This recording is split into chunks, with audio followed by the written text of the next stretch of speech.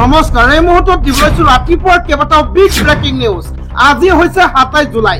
গোটেই অসমৰ লগতে ভাৰতৰ বিভিন্ন প্ৰান্তৰ পৰা যুগুতোৱা হৈছে কেইবাটাও গুৰুত্বপূৰ্ণ খবৰ। আমাৰ প্ৰথমটো খবৰে ৰাজ্যবাসীৰ বাবে বহুতে গুৰুত্বপূৰ্ণ।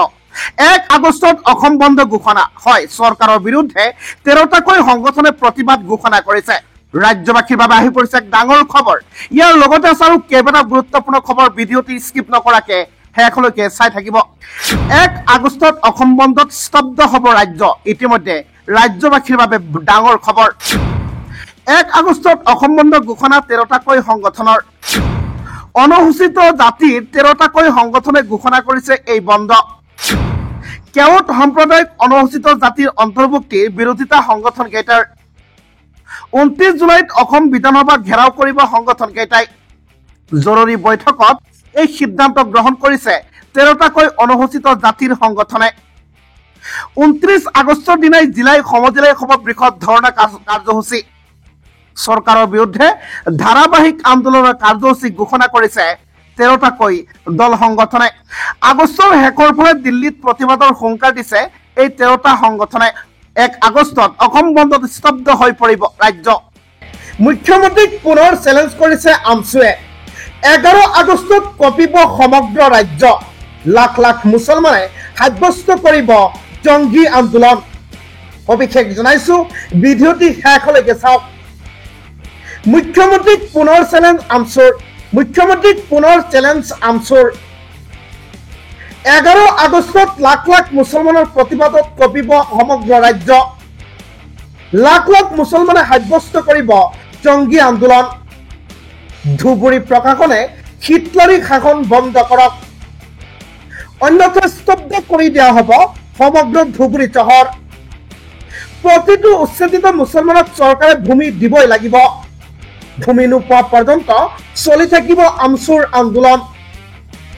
11 আগষ্টত বিলাহীপাৰাত লাখ লাখ মুছলমানে কৰিব আন্দোলন। মুছলমানক কৰা অন্যায়ৰ বিৰুদ্ধে ৰাজপথত নামিব সংখ্যালঘু লোক। আমি ভূমিহীন মানুহ, আমাক ভূমি দিবই লাগিব বুলি মন্তব্য কৰে আমছুৱে। আমাক ক্ষতিপূৰণ দিবই লাগিব, আমাক ন্যায় দিবই লাগিব বুলি মন্তব্য আমছুৰ সভাপতি ৰেজাউল কৰিম চৰকাৰৰ। 9 তাৰিখে কোকৰাঝাৰতো হ'ব বিশাল প্ৰতিবাদ। ন্যায় নোপোৱা পৰ্যন্ত আমছুৰ আন্দোলন অব্যাহত থাকিব বুলি মন্তব্য কৰে। মুখ্যমন্ত্ৰীক প্ৰত্যাহ্বান জনাই আমছুৰ সভাপতি ৰেজাউল কৰিম চৰকাৰৰ বৃহৎ ঘোষণা। ৰাজ্যবাসীক দিবলৈছো আন এক বহুত এক গুৰুত্বপূৰ্ণ খবৰ। PM কিষাণৰ হিতাধিকাৰীসকলৰ বাবে আহি পৰিছে ডাঙৰ খবৰ, আহি পৰিছে এক ডাঙৰ তালিকা।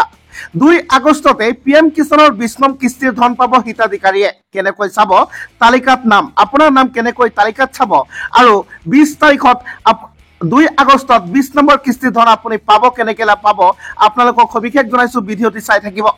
দেশৰ কৃষকসকললৈ ভাল খবৰ। অপেক্ষাৰ অন্ত পৰিল। মাত্ৰ কেইটামান দিনৰ পিছতে কৃষক একাউণ্টত সোমাব চৰকাৰী ধন। প্ৰধানমন্ত্ৰীৰ উপস্থিতিত কৃষকৰ একাউণ্টত কেন্দ্ৰীয় চৰকাৰে প্ৰেৰণ কৰিব ধন।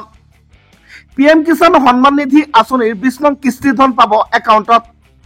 2 আগষ্টত প্ৰত্যেকজন হিতাধিকাৰীয়ে পাব 20 নং কিস্তিৰ ধন। 20 নং কিস্তিৰ 2000 টকা পোনে পোনে পাব একাউণ্টত। যিসকল হিতাধিকাৰীয়ে EKYC আপডেট কৰিছে তেওঁলোকে লাভ কৰিব এই ধন।